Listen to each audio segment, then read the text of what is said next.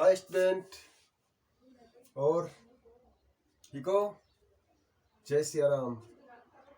देखो, पिछले वीडियो में हमने अलंकार का अध्ययन किया था। अभी हमारे कोर्स के अलंकार पूरे नहीं हुए हैं, इसलिए इस वीडियो में भी हम आज अलंकार ही पढ़ेंगे।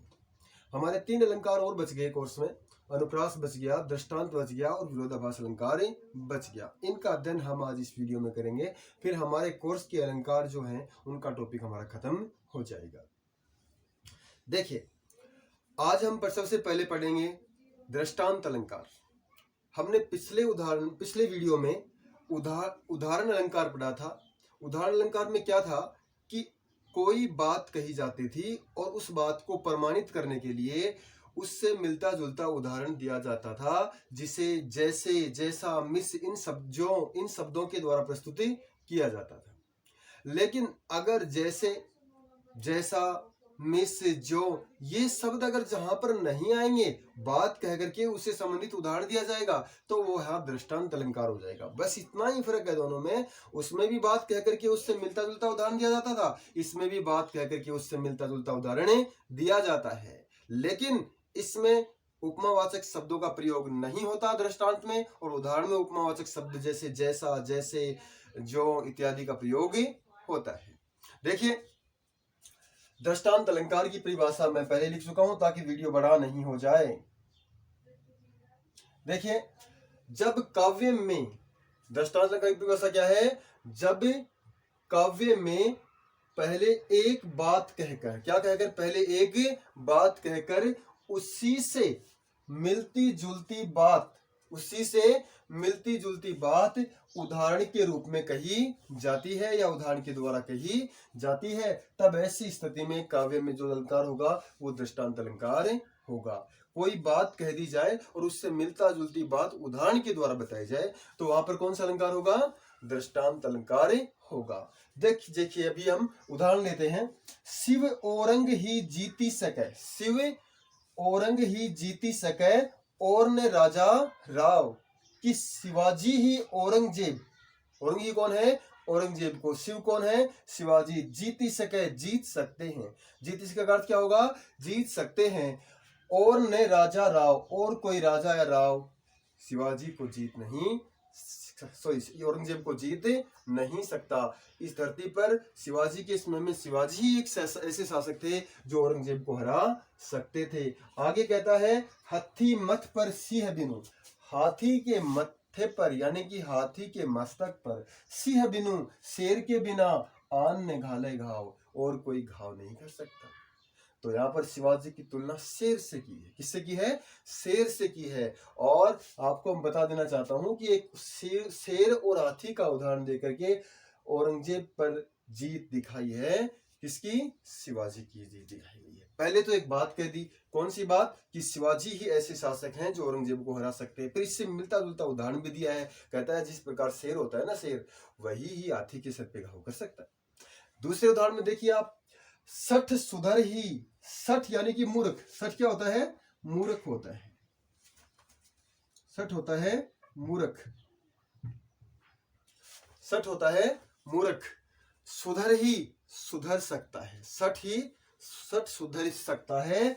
सतसंगति पाई, क्या प्राप्त करके? सतसंगति प्राप्त करके। सठ किस प्रकार सुधर सकता है? सतसंगति पाई, सच्ची संगति, अच्छे लोगों की संगत में आकर मूर्ख सुधर सकता है।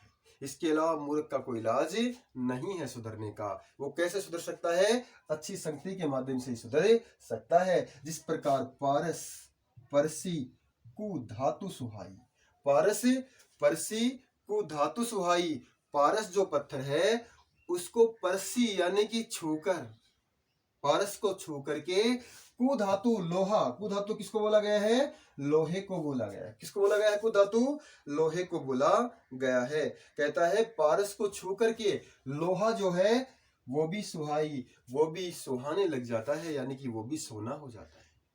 जिस तरह पारस को छू करके सोना जो है, लोहा सोना हो जाता है, वैसे ही सत्संगति में जाकर के सठ मूर्ख जो दुष्ट व्यक्ति होते हैं वे भी सुधर जाते हैं।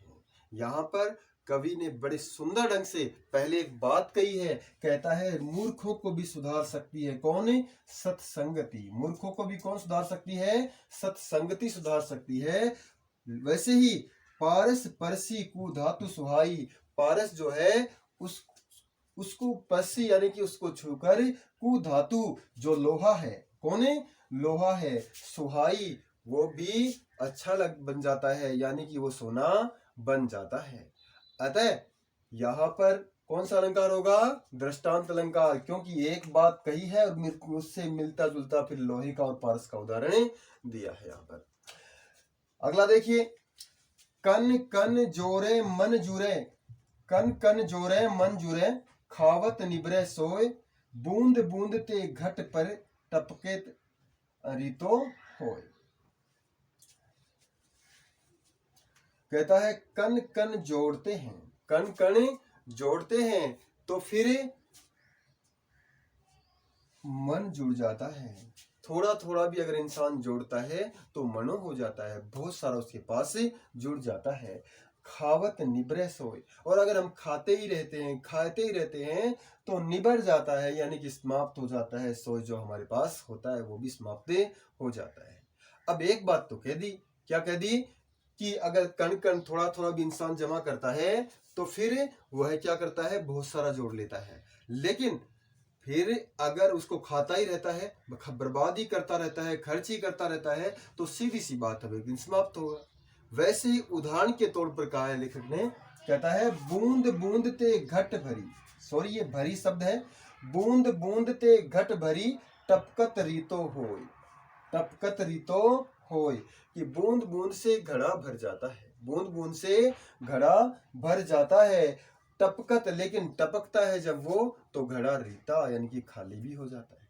बात देखो, बात तो कही थी कि थोड़ा थोड़ा जोड़ के कि इंसान अगर जोड़ना चाहे तो बहुत जुड़ सकता है, और अगर खाता ही रहेगा, खर्च ही करता रहेगा तो उससे समाप्त हो जाएगा। इसको उदाहरण के द्वारा इस बात को समझाया है। कहता है कि जैसे बूंद बूंद गिरती है घड़े में तो वह घड़ा जो है एकदम से भर जाता है, और अगर वह घड़ा नीचे से थोड़ा सा रिस रहा है, रिसता हुआ घड़ा टपक टपक करके बूंद बाहर निकल रही है, तो वो खाली भी हो जाएगा। एक बात कह करके दूसरे घड़े के उदाहरण से उसको समझाने की कोशिश भी की है। दृष्टांत अलंकार होगा। ऐसे ही देखिए, जाति ने पूछो साध की, पूछ लीजिए ज्ञान, कि जाति ने पूछो साध की, पूछ लीजिए ज्ञान, कि साध यानी कि साधु, सज्जन व्यक्ति, साध कौन होता है? साधु यानी कि सज्जन व्यक्ति की जाति मत पूछिए, अगर उससे पूछना है तो ज्ञान पूछिए, क्योंकि जाति में कुछ नहीं रखा, उससे ज्ञान प्राप्त करोगे तो ही आपका उद्धार होगा। पर मोल करो तलवार का, पड़ा रहन दो म्यान, सीधी सी बात है, मोल करो तलवार का, पड़ा रहन दो म्यान। अगर तलवार मोल करना है, हमें तलवार खरीदनी है, तो तलवार का मोल करो, म्यान को पड़ा रहने दो। तलवार किस धातु की है, उसकी धार कैसी है, वही आपके काम आएगी। म्यान की सुंदरता आपकी किसी काम नहीं आती। इसलिए हम तलवार खरीदने जाते हैं तो फिर क्या करते हैं? तलवार को देखते हैं, म्यान को नहीं, उसके बाहरी आवरण को नहीं, तलवार की मजबूती देखते हैं। तो यहाँ पर एक बात कह दी कि साधु से मिलते हैं तो उसकी जाति इत्यादि पूछने की बजाय अगर ज्ञान पूछे तो हम लाभ में होंगे। इसी बात को उदाहरण के द्वारा समझा है, और उदाहरण ये कह दिया है कि जिस प्रकार हम बाजार जाते हैं, तलवार खरीदते हैं, तो म्यान को देखकर अगर तलवार खरीदेंगे तो हमारे किसी काम की नहीं है। इसलिए हम उसको क्या देखते हैं? हम खुद क्या देखते हैं? उसका तलवार को देखते हैं, कि उसकी धार को देखते हैं। अगला उदाहरण जो हम पढ़ेंगे अब, वो अगला उदाहरण है हमारे सामने विरोधाभास अलंकार। चलो हम विरोधाभास अलंकार को पढ़ते हैं।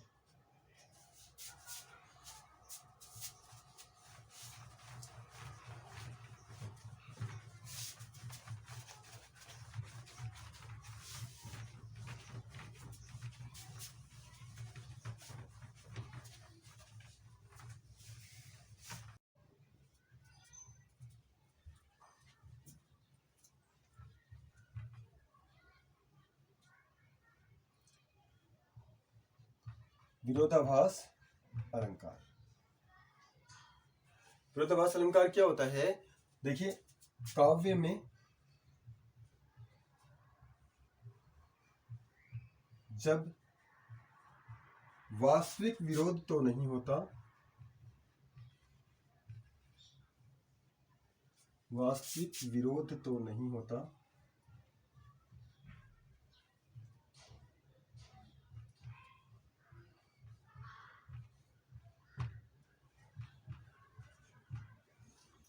पर विरोध का आभास होता है, पर विरोध का आभास होता है, विरोध का आभास होता है। वहां विरोधाभास अलंकार होता है।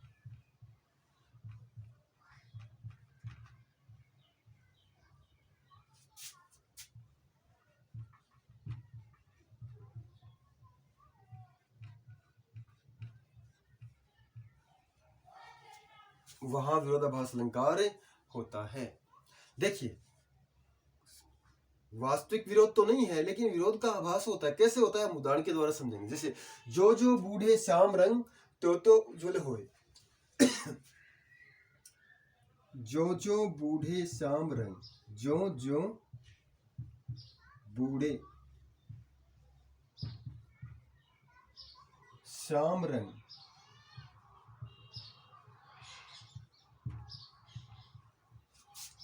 तो उज्ज्वल होए, तो उज्ज्वल होए।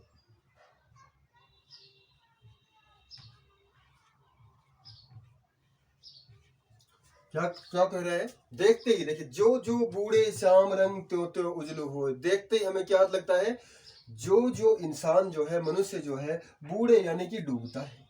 बूढ़े का मतलब भी डूबता है।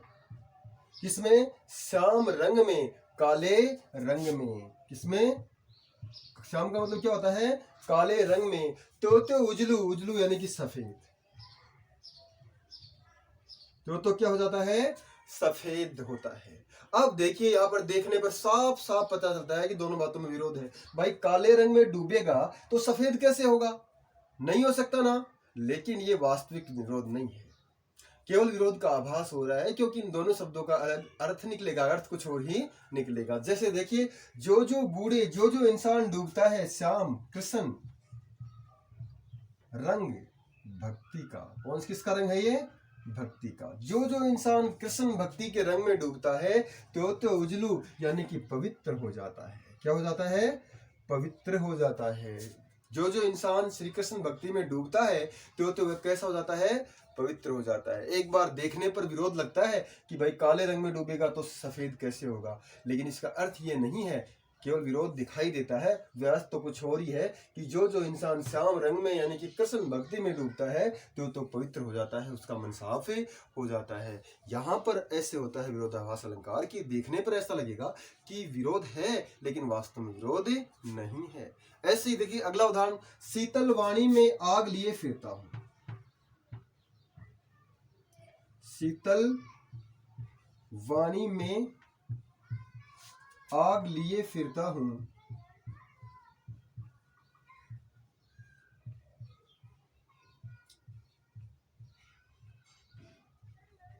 कवि हरिवंश राय बच्चन कहते हैं, शीतल वाणी में आग लिए फिरता हूं। अब मुझे आप बताइए, वाणी तो शीतल है, उसमें अगन कैसे होगी, तपन कैसे होगी। भाई सीधी सी बात है, पढ़ते इसका अर्थ क्या निकलेगा, मेरी वाणी शीतल है और उसमें आग है। लेकिन यहाँ पर इसका अर्थ कुछ और ही होता है। शीतल वाणी यानी कि विनम्र। शीतल वाणी का अर्थ क्या होगा, विनम्रता होगा, विनम्र वाणी। कहता है मेरी वाणी विनम्र है, लेकिन वह लोगों को आग की तरह चुभती है, क्योंकि वह इसमें सच्चाई है। क्या छुपी है उसमें, सच्चाई है। और सच्चाई क्या होती है, कड़वी होती है, लोगों को धुतकारती है, लोगों को उनकी असलियत बताता हूं मैं। इसलिए मेरी वाणी कैसी लगती है, आग की तरह लगती है। हो गए ना, शीतल वाणी में आग। देखने पर तो ऐसा लगा भाई शीतल वाणी में शीतलता है और उसमें आग कैसे होगी, शीतलता और आग दोनों विरोधी हैं। लेकिन हकीकत में इसका अर्थ कुछ और ही है। कहता है मेरी वाणी तो विनम्र है, लेकिन उसमें सच है, इसलिए लोगों को आग की तरह चलाता है वो सच। सीधी सी बात है, यहाँ विरोधाभास अलंकार है। और भी उदाहरण हम देख सकते हैं। जैसे देखिए, श्याम भक्ति निराली है, श्याम भक्ति का देखो कमाल, श्याम भक्ति का देखो कमाल, जो बूढ़े सो तेरे, जो बूढ़े सो तेरे, अन बूढ़े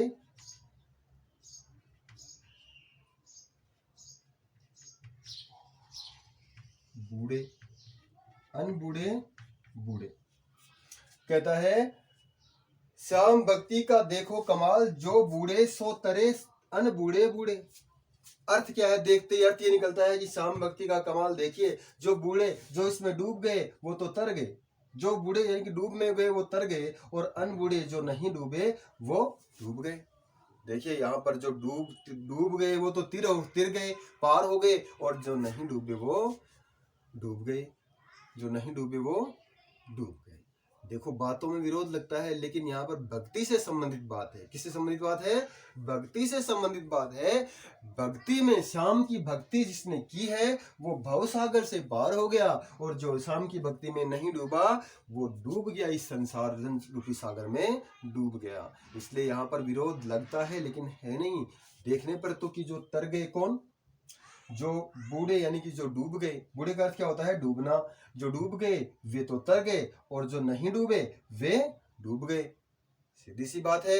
यहाँ पर देखने पर विरोध लगता है, लेकिन पीछे वाले लाइन का अर्थ देखेंगे है कि श्याम भक्ति का कमाल है कि जो श्याम की भक्ति में डूब गए वो तो इस भवसागर से तर गए, पार हो गए। जो इस संसार सागर में, जो श्याम भक्ति में नहीं डूबे वो संसार सागर में डूब गए। इसलिए देखने पर विरोध लगता है लेकिन वास्तविक विरोध नहीं है। अन्य उदाहरण भी हम ले सकते हैं। देखिए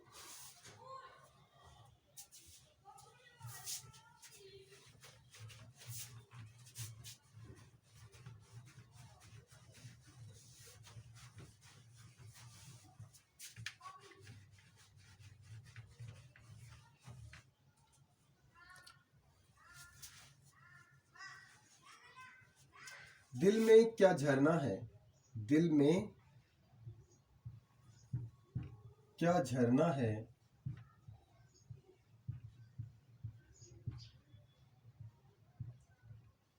मीठे पानी का सोता है।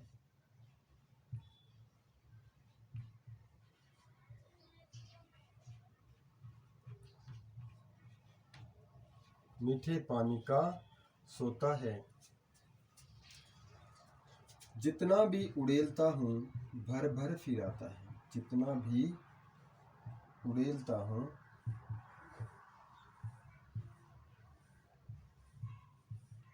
भर भर फिर आता है।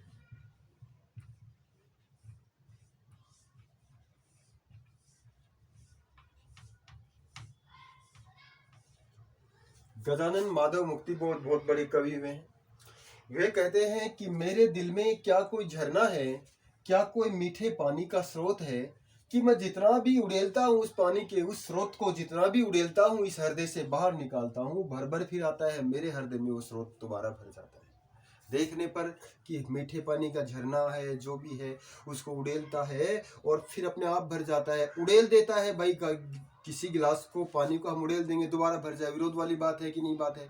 वैसे ही यहाँ पर भी विरोध वाली बात है कि जितने दिल के में जो झरना है और दिल में जो पानी का सोता है उसको मैं बाहर निकालता हूँ तो फिर वापस मेरे हृदय में भर जाता है। देखने पर तो विरोध लगता है लेकिन विरोध है नहीं। देखिए यहाँ पर कवि कहता है मेरे दिल में क्या झरना है। ये झरना पानी का नहीं, प्रेम का झरना है। कहता है मेरे दिल में प्रेम का झरना है, मीठे पानी का, यानी कि मेरे प्रियतम की मीठी यादों का एक स्रोत है। और जितना भी उड़ेलता हूँ इन मीठी यादों को, जितना उड़ेलता हूँ यानी कि भूलने की कोशिश करता हूँ, भर भर फिर आता है, ये उतनी ही हृदय में दोबारा भर जाती है। सीधी सी बात है, यादों को जितना निकालने की कोशिश करेंगे उतना ही याद आएंगी, यानी कि उतनी ही वापस भर जाएंगी। अतः यहाँ पर कौन सा अलंकार होगा? विरोधाभास अलंकार होगा। अब हम आगे अपना अगला अलंकार है अनुप्रास अलंकार, उसका अध्ययन करेंगे। देखिए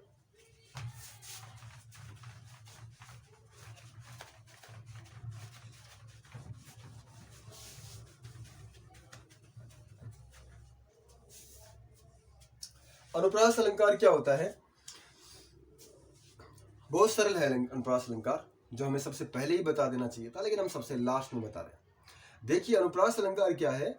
जब काव्य में कोई वर्ण, शब्द की बात नहीं कर रहा हूं मैं, यहाँ पर वर्ण की बात कर रहा हूं, वर्ण या अक्षर, जैसे क ख ग इनमें से, या और अन्य, ये दो या दो से अधिक बार आए, दो या दो से अधिक बार आ जाते हैं, तो वहां अनुप्रास अलंकार होता है।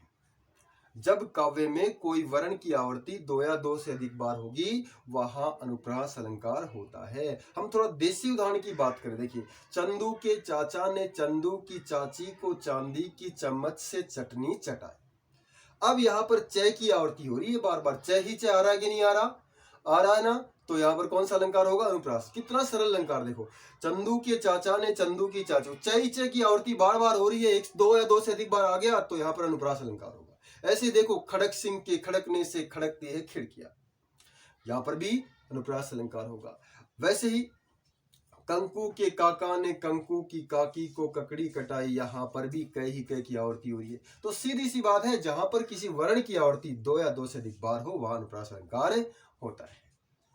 याद रहे, कई बार ऐसा भी हो जाता है कि एक ही उच्चारण स्थान, देखिए हमारे शब्द जो हैं, वर्ण जो हैं, वो कुछ हमारे गला है जो ये स्वर तंत्र है, इसके अलग अलग स्थानों से निकलते हैं। जैसे क ख ग घेड़े, ये सारे कंठ से निकलते हैं। च छ ज झ, ये जो हमारे जीव ऊपर तालु भी है ये। और इसी प्रकार जैसे त थ द ध न दांतों से निकलते हैं। प फ ब भ में जो है ओष्ठ हैं, ऊँटों से निकलते हैं। ये वर्ण, ऐसे वर्ण भी जो एक ही उच्चारण स्थान के हैं, वो बार बार आ जाते हैं, तो भी वहां पर कौन सा अलंकार होगा? अनुप्रास अलंकार होगा। देखिए, हम पहले इसकी परिभाषा लिखते हैं, बड़ा सरल अलंकार है और आपको आनंद भी आएगा। अनुप्रास अलंकार,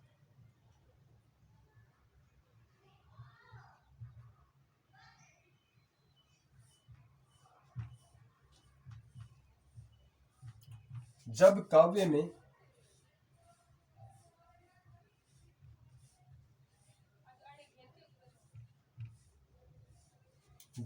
में किसी वर्ण की आवृत्ति, किसी वर्ण या कोई वर्ण लिख देते हैं, चलो, जब काव्य में कोई वर्ण,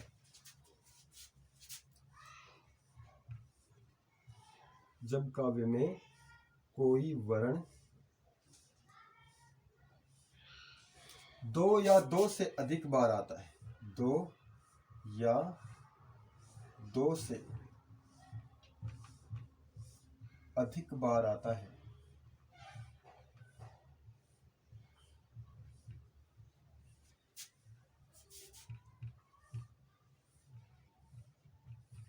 तो वहां अनुप्रास अलंकार होता है।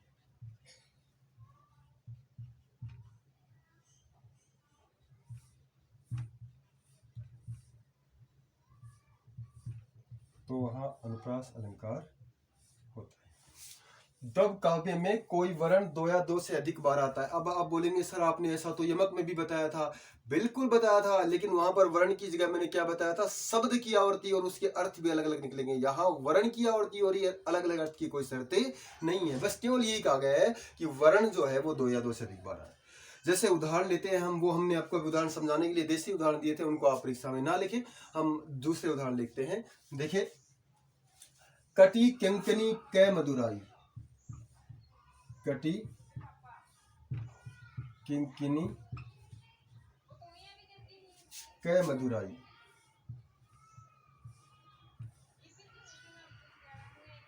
कटी कंकिनी कै मदुराई। यहां पर देखिए एक उदाहरण, मैं दूसरा उदाहरण भी लिख देता हूं। तरनी तनुजा तट तमाल, तरनी तनुजा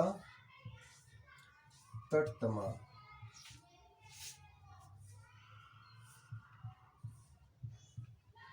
तरुवर बहुछाए,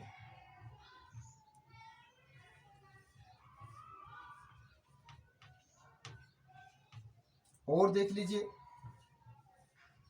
भगवान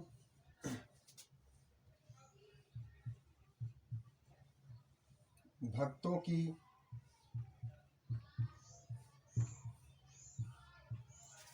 बुरी भीति भगाइए।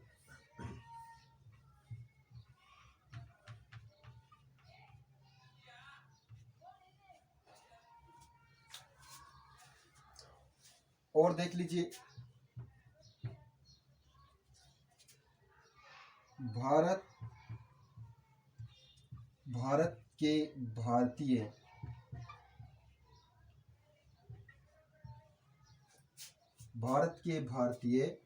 भारती की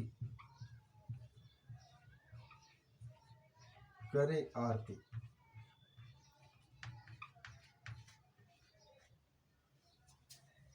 यहां पर देखिए उदाहरणों में बिल्कुल सरल है, हम इसलिए कम उदाहरण काफी है। यहाँ पर वर्ण देखो, जब काव्य में कोई वर्ण, देखिए वर्ण है एक बार आ गया, 2 बार आ गया, 3 बार आ गया, 4 बार, सीधी सी बात है यहाँ पर अनुप्रास अलंकार होगा, क्योंकि वर्ण की आवृत्ति हो गई 2 या 2 से अधिक बार आ गया। अब देखो तय 1 बार आ गया, 2 बार, 3 बार, 4 बार, 5 बार तय आ गया, और यहाँ पर रे भी आ गया दोबारा, देखिए यहाँ भी रे आ गया, तो यहाँ पर भी कौन सा अलंकार होगा? अनुप्रास अलंकार है। न की आवृत्ति भी हो रही है, देखिए भगवान भक्तों की बुरी भीति भगाइए, बिल्कुल भय की आवृत्ति हो रही है, भय 1 बार, 2 बार, 3 बार, 4 बार, 5 बार। इसी प्रकार गए यहां भी आ गया, गए यहां भी आ गया, गए यहां भी आ गया, तो सीधी सी बात है कौन सा अलंकार होगा? अनुप्रास अलंकार होगा। ऐसे देखिए भारत के भारतीय, रे भी आ रहा है, रे यहां भी आ रहा है, तय यहां आ रहा है, तय यहां भी आ रहा है, भारतीय, तीनों ही वर्णों की आवृत्ति बार बार हो रही है, क की भी हो रही है, रे की भी हो रही है। इस प्रकार यहाँ कौन सा अलंकार होगा? कौन सा होगा? अनुप्रास अलंकार होगा। आज के लिए इतना ही। देखिए कक्षा 12 के विद्यार्थियों, आज हमारा जो ये कोर्स है अलंकार का जो टॉपिक है ये समाप्त होता है, क्योंकि आपके जो आपका कक्षा 12 तक का जो स्टैंडर्ड है उसमें इतने ही अलंकार हैं, यही अलंकार हैं। अगर और अलंकार हो तो आप मुझे इसके ऊपर कमेंट्स करके बताएं वीडियो पर, और मैं आपको और भी पढ़ाने की कोशिश करूंगा। कल हम अगला टॉपिक लेकर हाजिर होंगे, लेकिन आप लोगों से एक अनुरोध है कि वीडियो को अपने साथियों से भी सब्सक्राइब कराएं और खुद भी करें।